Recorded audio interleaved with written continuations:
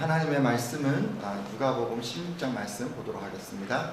여러분 가지고 계신 성경, 신약성경 누가복음 16장 1절에서 13절까지 말씀 보도록 하겠습니다. 오늘 제목은 하나님을 위한 청지기가 되십시오 라는 제목입니다.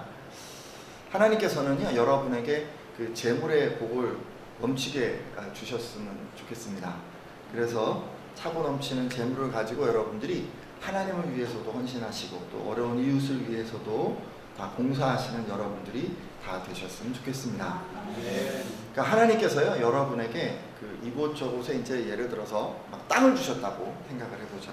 또 큰 건물도 여러 채를 주시고 재물도 많이 주셨다라고 생각을 해보겠습니다. 자, 그렇다면 여러분들은 이런 많은 재물을 혼자서 관리를 할 수 있을까요? 제가 장남이다 보니까 집에서 이제 저희 집뿐만 아니라 연로하신 어머님을 대신해서 그 어머님 집 관리도 이제 제가 하고 있는데요. 그러니까 큰 살림이 아닌데도 불구하고 두 집을 동시에 관리한다는 게 이 손이 이만저만 가는 게 아니더라고요. 그러니까 1년에 뭐 한두 번, 두 번 그 재산세 내고 뭐 부동산 계약서 손봐야 되고, 갖고 있는 집이 좀 오래된 집이다 보니까 겨울이면은 어쩌다 보일러에 문제가 생기기도 하고, 여름이면 누수가 생기기도 하고, 벽지의 장판에 뭐 중간중간에 보수도 필요하더라고요.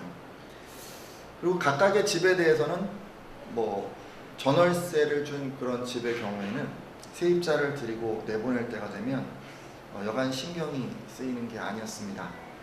근데 두 집 관리하는데도 이렇게 손이 많이 가고 뭐 신경도 쓰이는데, 만일 여러분에게요 한 10채 정도 집이 있다거나, 아니면 10채 정도가 아니고 큰 건물이 하나 있는데 그 건물 안에 상가가 수십 개가 들어있는 거예요.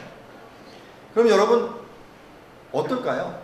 아니면 땅이 있는데 땅도 그냥 조그만 땅 하나가 아니라 필지가 여러 개로 나눠져 있는 큰 땅을 여러분들이 소유하고 있다고 한번 가정해 보십시오.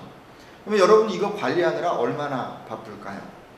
기존 건물에 대해서는 뭐 1년에 한 번씩 계속 이제 재산세 2번씩 내야 되고, 상가 임차한 사람들이 한둘이 아니기 때문에 들어오고 나갈 때마다 계속해서 뭐 사람 만나야 되고, 얼마에 다시 내놔야 될까 신경도 써야 되고, 건물이 이제 어느 건물이든지 노후되기 마련이기 때문에 수도, 전기, 난방시설 이런 거 계속해서 손봐야 하고, 여러분이 땅을 임대해 준 그런 사람으로부터, 그러니까 임차해 준 그런 사람들이 시시때때로 뭐 그 사람들한테 임대료도 받아야 되고 뭐 그렇게 해서 계산해야 되고 이렇게 해야 된다면 관리하느라 굉장히 바쁘지 않겠습니까?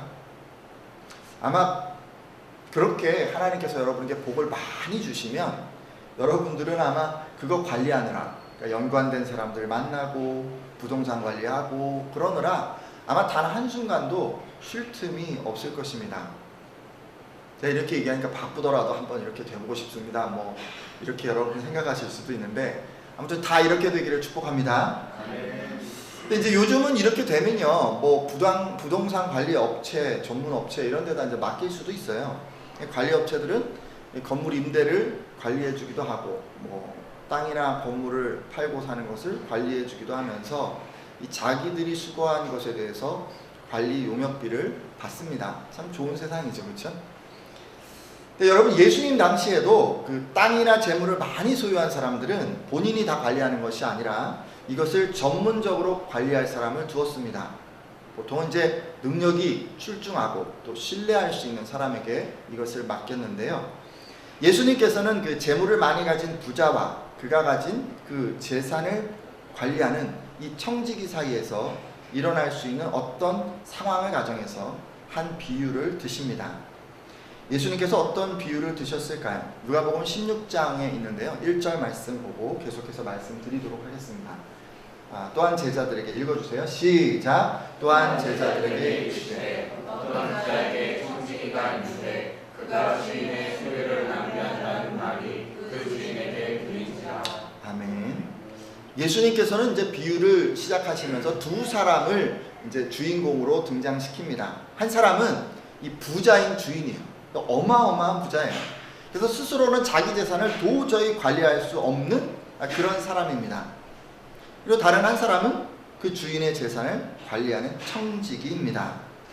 사실 우리들에게는 청직이라는 말이 좀 이게 생소하죠. 근데 이제 이 당시에는 재산이 아주 많은 사람들의 그것들을 다 관리해주는 사람을 이 청직이라고 불렀습니다. 예수님 당시에 재산을 관리해주는 청지기들은 이제 뭐 태생적으로 자유인이거나 또는 뭐 해방된 노예로서 주로 주인의 농장이나 토지를 관리할 뿐 아니라 수입 지출에 관련된 모든 이 재정 전반을 다 감독했습니다. 그러니까 완전히 부동산, 동산 다 그냥 재산을 다 완전히 맡겨놓은 거예요, 이 사람한테. 근데 여러분, 오늘 예수님이 소개하신 이 청지기에게 좀 문제가 있었습니다. 청지기가 뭘 한 거예요? 주인의 소유를 낭비한 거예요.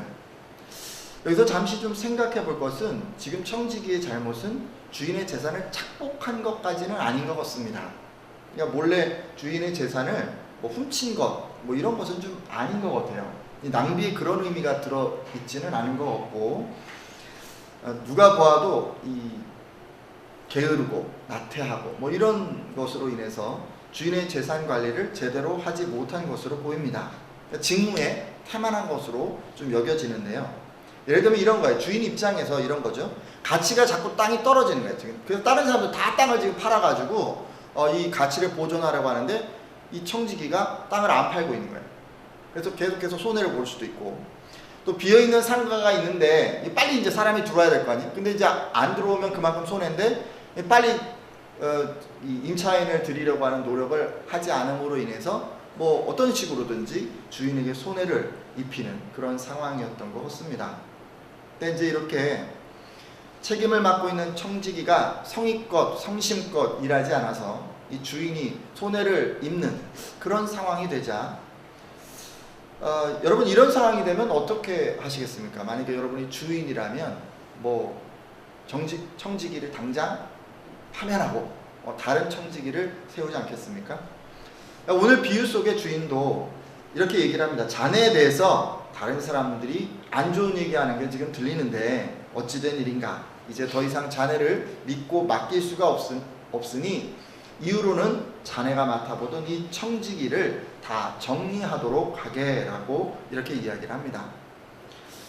이런 주인의 그 파면 선고를 받고는 잘못을 시인할 수밖에 없었던 이 청지기는 그 앞에서 어떤 변명도 하지 못합니다.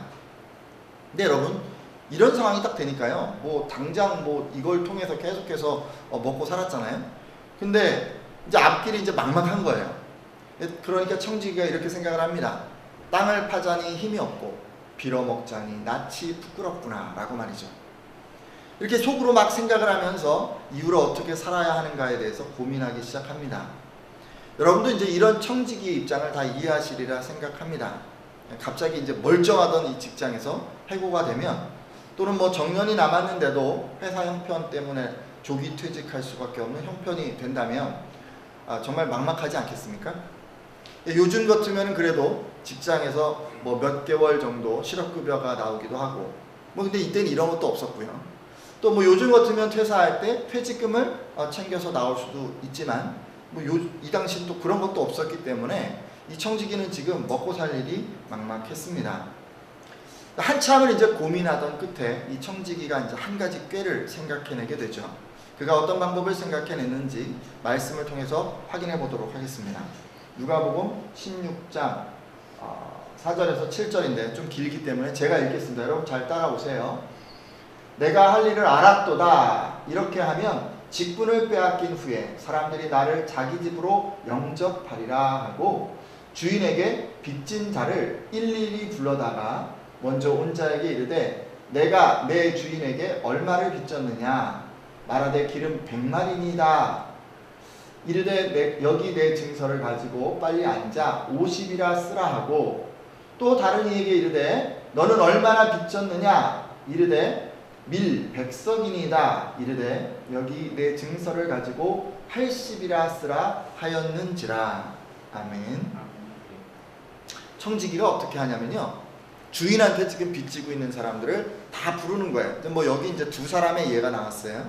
처음에 기름 100마를 빚지고 있는 사람을 불러서 어떻게 해요? 50말로 절반으로 딱 탕감을 해줍니다. 당시 이제 이 감납류를 빌려갔을 때 이자율이 대략 100% 정도 됐어요. 그렇기 때문에 지금 원금을 놔두고 이자를 다 탕감해 준 것으로 보입니다. 근데 이게 돈으로 한 사람은 한 500데나리온 정도 됐기 때문에 현재 시세로는 한 4천에서 한 5천만 원 정도 되는 금액을 탕감해 준 거예요. 엄청나지 않아요? 그죠? 자, 그리고요, 또 두 번째 사람은 뭐였냐면 밀 100석을 빚진 사람이었는데, 이 사람에게는요, 밀 100석을 밀 80석으로 이렇게 탕감을 해 주었습니다. 밀을 빌려갔을 경우는 이자율이 한 20% 정도였어요. 그러니까 대략 이자율이나 또는 이자율보다 더 많은 금액을 탕감해 준 거예요. 근데 밀 100석은 비슷하게 그 은화 2,500데나리온에게 해당되기 때문에 지금 이 사람도 한 500데나리온 정도, 그러니까 앞서와 비슷한 금액을 한 4천에서 5천만 원 정도를 탕감해 준 거예요. 그러니까 비슷하게. 지금 두 사람 합하면 얼마 정도 돼요? 8천에서 1억 정도를 탕감해 준 거잖아요. 두 사람만 했는데도. 근데 이 사람 말고도요, 여러분 탕감받은 사람이 한둘이 아니었을 거예요.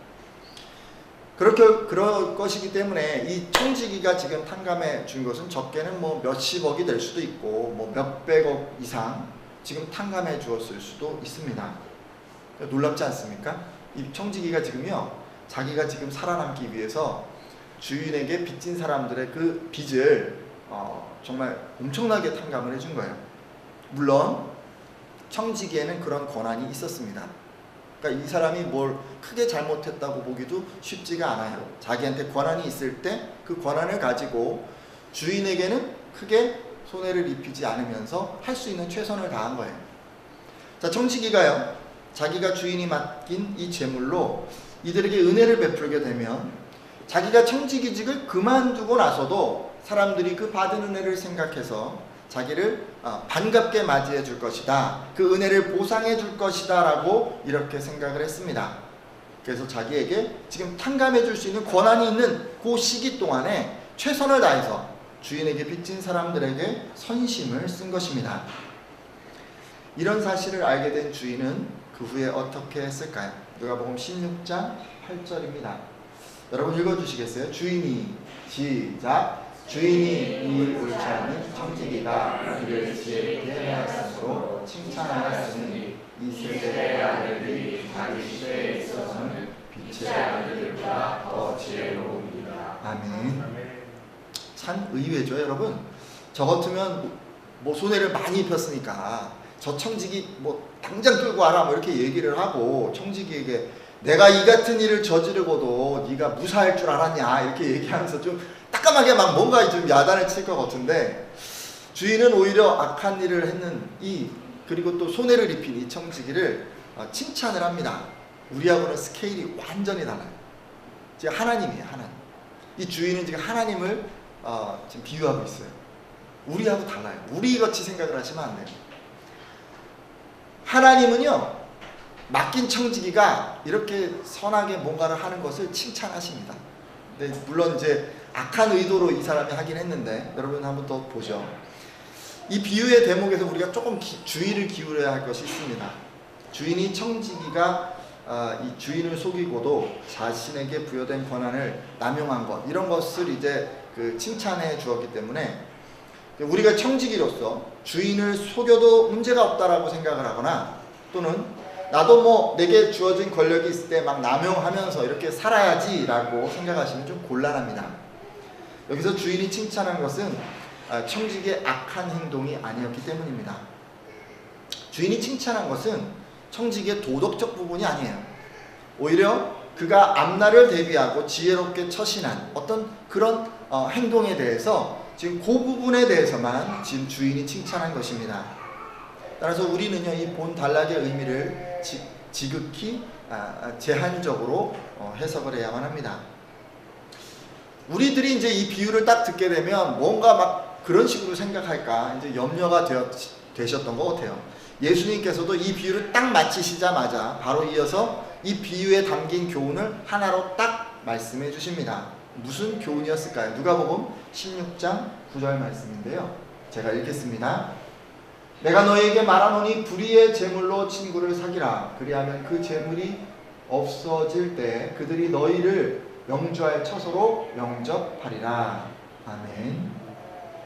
이 말씀도 좀 쉽지가 않습니다. 불의하다는 말은요, 악하다는 의미가 아니고요, 세상에 속한 또는 세속에 있는 뭐 이런 뜻이에요. 그러니까 우리가 일반적으로 이 땅에 살아나가면서 우리가 갖게 되는 그런 재물을 여기서는 불의의 재물이라고 표현을 했습니다.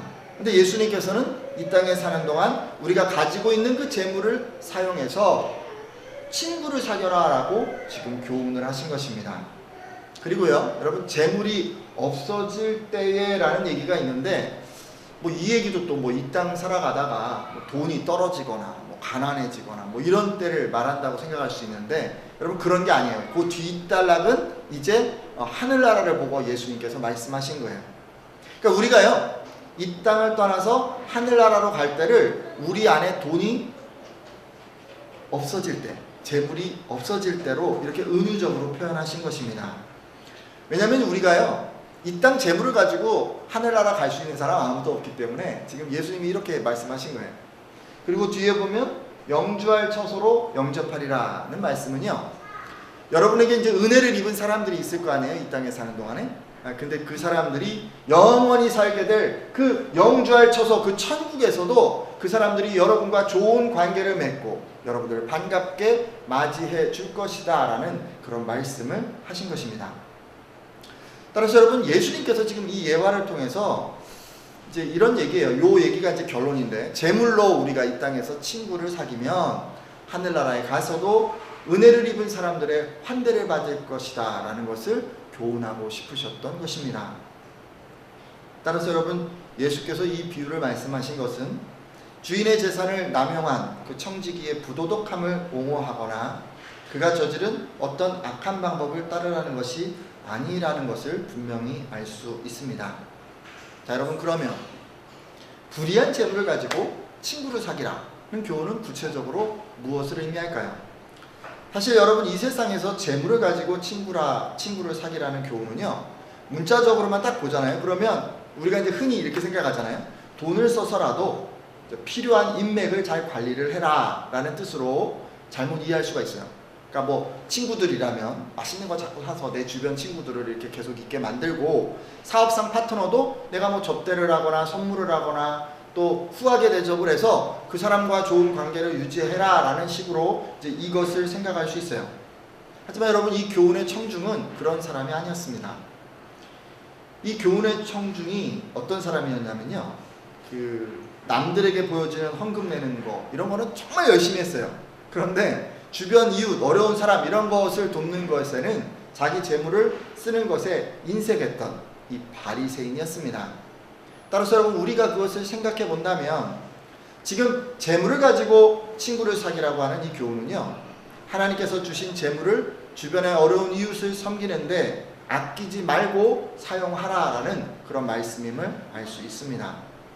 그것이 지금 불의한 청지기 비유를 통해서 저와 또 여러분에게 말씀하고 싶으셨던 교훈의 내용입니다. 저는 여러분들도요, 구제임스라는 예수님의 이 교훈을 마음에 담으셨으면 좋겠습니다. 아마 여러분들 중에는 바리새인들처럼 11조도 열심히 하고 금식도 빠지지 않고 온갖 절기도 다 지키고 매일의 기도 생활도 열심히 하고 말씀도 남들보다 많이 외우고 있는 그런 분들 있으실 수 있을 거예요. 근데 그런 분들이라 할지라도 돈을 사랑하는 마음에 구제에 대한 이 하나님의 말씀을 실천하지 않으셨다면 예수님께서 지금 하신 이 교훈을 마음에 새기시고 이제는 구제에 힘쓰겠다라고 한번 결단해 주십시오. 예수님께서는 여러분이 가진 재물을 가지고 구제에 힘씀으로써 어려움에 빠진 이웃들을 여러분의 친구로 만들기를 바라십니다. 자, 이에 부가해서 이제 조금 더 생각해 볼 게 있습니다. 앞선 비유가 가진 교훈은 정말 간단하고도 명료합니다. 근데 예수님께서요, 이 비유를 말씀하시면서 우리들이 하나님 앞에서 말씀에 순종해서 재물을 사용하지 못하는, 그러니까 뭐 구제를 잘 못하거나 이렇게 하는 이유가 도대체 무엇인지, 그리고 그렇게 불순종의 삶을 우리가 계속 살아가게 되면 이 세상에서 어떻게 되는지, 그리고 우리들은 또 저 세상에서 삶은 어떻게 되는지, 뭐 이런 것들을요, 그 뒤에 계속해서 말씀해 주셨습니다. 자, 그렇다면 여러분요, 재물을 가지고 우리가 하나님께서 원하는 용도로 사용하지 못하는 이유가 무엇이라고 생각하십니까? 특별히 바리새인들처럼 구제 이런 것에 힘쓰지 못하는 이유가 무엇일까요? 개인의 욕심 때문일까요? 아니면 재물에 대한 어떤 집착 때문일까요? 예수님께서는 이것에 대해서 누가복음 16장 13절에 명쾌하게 말씀해 주십니다.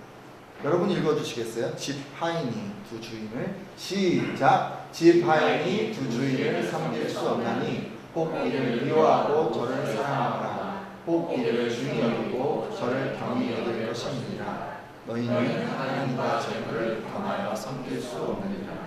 자, 붉은 글씨만 다시 한번 읽겠습니다. 시작. 너희는 하나님과 재물을 겸하여 섬길 수 없느니라. 예수님께서는 여러분이 하나님께서 주신 재물, 그것을 이제 말씀대로 사용하지 못하는 것은 그 원인이 하나님보다 재물을 섬기기 때문이라고 말씀하십니다. 또 이제 재물을 섬긴다고 하니까 또 돈을 뭐 앞에 두고 뭐 절을 한다거나 아니면 돈을 잘 모셔준다거나 뭐 이런 식으로 또 생각할 수 있는데, 여기서 그런 의미가 아니고요. 하나님보다 재물을 더 의지한다라는 그런 의미입니다. 성도라면 누구를 의지해야 되나요? 하나님을 의지해야 되죠. 내가 그렇지 않고 자기가 가진 돈을 더 의지하는 거예요. 사실 여러분, 돈에는 어마어마한 능력이 있습니다. 돈이면 많은 일들을 할 수 있기 때문이죠. 돈이면 멋진 집도 고급 차도 가질 수가 있고, 돈이면 해외여행도 마음껏 다닐 수 있을 것이고, 뭐 내가 갖고 싶은 것 사실 마음껏 소유할 수 있을 것입니다. 또는 돈은요, 내가 그걸 가지고 있는 것만으로도 사람들의 부러움을 한껏 살 수 있습니다. 여러분이 만약에 어느 날 로또 한 30억 정도 딱 당첨이 된 거예요. 그럼 여러분 주변에 있는 사람이 어떤 눈으로 여러분을 볼까요? 어머 부러워, 이렇게 생각하지 않을까요? 이 세상은 이렇게 돈만 가지고 있다면 정말 많은 것 할 수 있기 때문에 우리들 안에는 은연중에 돈이면 무엇이든지 할 수 있다 라는 식의 물질 만능주의가 자리 잡고 있습니다. 그러다 보니까 하나님을 믿으려고 하는 사람들, 이분들이 가장 힘들어하는 부분이 바로 이것을 버리는 것입니다. 모든 사람들 다 그렇잖아요. 그 하나님을 믿기 전에는 돈이 최고다, 돈이면 무엇이든 할 수 있어 라고 이렇게 생각하면서 살아왔는데, 그래서 그동안은 돈을 믿고 그것이 나를 지켜줄 것이라고 생각하면서 돈을 의지하고 이렇게 살아왔는데, 이제 그런 생각을 다 버리고 오직 하나님만 믿고 살려고 하니까 이것이 도무지 쉽지가 않은 것입니다. 게다가 이제 그동안 우리가 돈을 섬겨왔는데, 아껴왔는데, 의지해왔는데, 이것을 말씀에 순종해서 다른 사람을 위해서 이렇게 사용하려고 하니까 이게 더욱 쉽지가 않은 것입니다. 우리가 이제 이런 말씀에 순종을 하려면 돈보다 하나님의 능력이 훨씬 크다라고 하는 신념이 확고하게 있거나, 아니면 상대적으로 돈보다 하나님이 내게 더 필요한 분이야, 내가 더 의지할 분이야 라고 하는 그런 생각이 있어야 하는데, 사실 여러분 우리가요, 어지간한 믿음이 아니고서는 이런 생각을 갖기가 정말 쉽지가 않은 것 같습니다. 하지만 성도 여러분, 오늘 예수님께서는요, 재물을 의지하는 성도들의 이런 태도를 우상숭배라고 이렇게 말씀을 하십니다. 재물을 믿는, 그러니까 예수님을 믿는 사람들은요, 그 재물에 대한 마음을 버리고 이제는 하나님만을 의지해야 한다라고 그렇게 가르쳐 주십니다. 하나님과 재물을 겸하여 섬길 수 없다라고 이렇게 가르쳐 주시면서 말이죠. 오늘 함께하는 분들은 오직 하나님만 섬기는 분들이 다 되시기를 소망합니다. 여러분 가지고 있는 그 어떤 돈보다도 하나님께서 더 크신 분이고, 또 여러분이 가진 어떤 재물보다도 하나님께서 더 의지할 만한 분이라는 것을 믿으시기를 예수님의 이름으로 축원합니다. 자, 만일요 우리가 하나님께로 근데 마음을 이제 돌이키지 못하고 계속 이렇게 재물을 의지하는 모습으로 살아가면 어떻게 될까요? 사실 여러분 그렇게 계속 살면요, 우리가 이 땅에 살아가는 동안 하나님에게 인정을 받지 못합니다.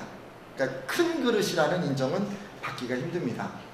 그러니까 다른 말로 하나님께서 맡기시는 어떤 많은 재물을 관리하는 청지기가 될 수 없다는 말입니다.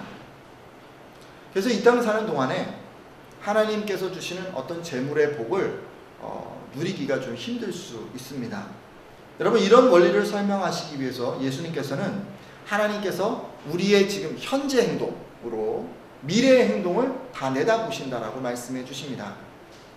여러분들도 이제 이런 얘기 잘 아실 거예요. 될성 싶은 나무는 떡잎부터 알아본다. 이런 얘기 있잖아요. 그러니까 이제 잘 자라날지 아닐지 떡잎의 모양을, 그냥 현재 지금 모양을 보고 다 알 수 있다는 그런 얘기죠. 이분들이 이렇게 생각하는 것은 뭐 현재 모습으로도 앞의 모습을 예측할 수 있다라고 하는 그런 생각이 깔려 있는 것 같습니다. 하나님께서도 이와 유사하게 여러분의 신앙의 모습을 바라보십니다. 그러니까 여러분의 지금 행동, 저의 지금 행동을 통해서 앞으로 어떻게 행동할지를 예측하신다는 말씀입니다. 누가복음 16장 10절 말씀 제가 읽겠습니다. 지극히 작은 것에 충성된 자는 큰 것에도 충성되고 지극히 작은 것에 불의한 자는 큰 것에도 불의하니라. 아멘. 여러분, 이 말씀에 의하면요, 하나님께서는 지극히 작은 것에 충성된 자는 큰 것에서도 충성될 것이라고 생각하십니다. 그리고 그 반대도 가능하다고 생각하고 계시죠. 예를 들어 이제 어떤 성도가 월급이 좀 넉넉지 못한 거예요. 근데 어려운 가운데도 막 말씀에 순종해서 쪼개갖고 뭐 어떤 식으로든지 주변에 어려운 사람들을 돕는 것에 힘쓰면 하나님께서는 어떻게 생각하시냐면 이 사람에게 많은 재물을 주어도 이 사람은 자기의 그 재물을 가지고 주변에 어려운 사람들을 구제하겠구나라고 이렇게 생각하신다는 말씀입니다. 당연한 이치 아니겠습니까? 사실 여러분도 그렇게 생각하시잖아요. 따라서 현재 그 바로 이 시점에 그 재물에 대한 성도들의 태도는 하나님에게 있어서 그 사람에게 앞으로 내가 이 사람을 믿고 많은 재물을 맡길지 또는 아닐지를 판단하게 하는 어떤 근거가 됩니다. 그래서 성도 여러분, 우리가요, 만일 여러분이 하나님으로부터 이제 신뢰도 받고 인정받는 그런 신앙인이 되어서 오늘 예화의 이 청지기처럼 하나님으로부터 많은 재물을 받아서 그것을 잘 관리하는 사람이 되고 싶으시면 현재 여러분이 가진 재물을 가지고 하나님 말씀에 100% 순종하는 분들이 되어 주십시오. 가끔요, 전 가진 것이 없어요. 가진 것이 너무 적어요. 순종해야 뭐 할 수가 없어요 라고 이렇게 생각하는 분들도 있는데, 뭐 많은 걸 하라는 얘기가 아니에요. 제가 지금 이런 얘기는 좀 오해 없이 들으셔야 돼요. 적어도 넉넉지 못해도 형편에 따라서 말씀에 순종하시면 돼요. 그래서 하나님으로부터요, 최소한 이런 평가를 받아야 돼요. 이 사람은 지극히 적은 것에도 지금 충성하고 있기 때문에 내가 많은 것을 맡긴다 할지라도 이 사람이 잘 관리하겠구나라는 그런 평가를 우리들이 들어야 한다는 말입니다. 저는 오늘 함께한 예배자들이 다 이런 분들 되셨으면 좋겠습니다. 자, 끝으로 여러분, 예수님께서는 재물을 섬김으로 하나님의 뜻대로 이 재물을 사용하지 못하는 사람들은 결국 천국에 들어갈 수 없다라고까지 말씀해 주십니다. 누가복음 16장 11절 12절 말씀인데요. 여러분 한번 읽어주시겠어요? 너희가 만일 시작 너희가 만일 불의한 재물에도 충성하지 않으면 누가 참된 것으로 너희에게 맡기느냐? 너희가 만일 남의 것에 충성하지 않으면 누가 너희의 것을 너희에게 주겠느냐? 아멘. 여러분, 하나님께서요, 여러분이 세상 살아가는 동안에 재물을 맡겼는데 그것을 자기 것인 양 생각해서 하나님 말씀에 불순종하고 뭐 구제나 이웃 섬기는 일 이런 것에 여러분들이 사용하지 않으면요, 하나님께서는 어떻게 하냐면 참된 것을 맡기지 않는데요. 여기서 참된 것은 뭐냐면 하늘의 것이에요. 하늘의 것. 그러니까 천국에서 무언가 우리에게 주어질 것이 있는데 그것을 맡기지 않겠다라고 지금 이야기하시는 거예요. 그러시면서 또 대꾸를 이뤄서 똑같은 얘기를 한 번 더 하시는데요. 뭐라고 그러시냐면 만일 남의 것에 라고 얘기를 합니다. 왜 남의 것일까요? 우리가 현재 이 세상에서 가지고 있는 모든 재물은 하나님의 것이기 때문에 지금 하나님은 우리가 가진 소유를 지금 너희가 남의 것을 가지고 있다라고 이렇게 이야기를 하십니다. 근데 그 남의 것을 가진 우리가 그것을 하나님의 뜻대로 사용하지 않으면 하나님께서는 하늘나라에서도 너희의 것, 그러니까 하늘나라 가면 이제 그게 진짜 우리 것이거든요. 이 땅에서 가진 재물은 우리 게 아니고 하늘나라 가서 하나님으로부터 받는 게 정말 진정한 우리의 소유인데 그것을 주시지 않겠다라고 말씀하십니다. 즉 이 말씀은요, 누군가 이 세상 사는 동안에 하나님께서 주신 재물에 대해서 말씀에 순종해서 사용하지 않으면 그 사람은 결국 천국에서 아무것도 소유하지 못할 것이라는 것입니다. 한마디로 여러분, 천국에 들어갈 수 없다는 얘기입니다. 오늘 함께한 예배자들 가운데는 뭐 이런 분들 한 분도 없으시기를 예수님의 이름으로 부탁드립니다. 자, 제가요 오늘 이제 재물에 대한 거, 구제에 대한 거, 어떤 청지기에 대한 거 이런 얘기를 말씀을 드렸는데요. 이 세상은요 모두가 다 하나님 것이고 하나님은 너무 부자예요. 오늘 예와의 이 부자보다도 스케일이 더 크세요. 하나님보다 부자는 아마 세상에 없을 것입니다. 근데 하나님께서는요 지금도 그분의 소유를 누군가에게 맡겨서 세상에 선한 일을 도모하고 싶어 하십니다. 뭐 하나님 나라 확장하고 싶으실 것이고, 또 여러분 어렵고 힘든 사람들을 좀 돕고 싶으실 거예요. 근데 여러분 이 세상에 하나님께서 그 수많은 재물을 맡기게 되면 그 재물을 맡아서 하나님 뜻대로 사용하려고 하는 사람들이 많지가 않습니다. 오히려 하나님께서 재물을 맡기면요 그것을 자기 것으로만 여기고, 게다가 이제 재물이 점점 많아진다 치면 하나님보다 그것을 더 의지함으로 신앙에서 멀어지는 경우, 교만해지는 경우가 부지 기수입니다. 따라서 하나님께서는 지금 그분의 넘치는 재물을 맡아서 잘 관리해줄 한 사람을 찾고 계십니다. 저는요 오늘 함께한 예배자들이 불의한 재물로 친구를 사귐으로써 다 그분의 청지기 자격 심사에 합격하는 분들이 되었으면 좋겠습니다. 하나님의 청지기 심사에 합격하는 것은 아주 단순하고도 의외로 간단합니다. 여러분이 지금 가진 재물이 적든 많든 주변의 어려운 사람들에게 인색하지 않게 손을 펴는 사람이 되겠다고 지금 결단해 주십시오. 그래서 하나님 앞에서 이 사람은 지극히 적은 것에도 충성하니까 큰 것에도 충성되겠구나 라는 그런 평가를 받는 사람이 되겠다라고 지금 이 순간 마음에 작정해 주십시오. 자, 그렇게 한번 기도해 보겠습니다. 함께 기도하겠습니다.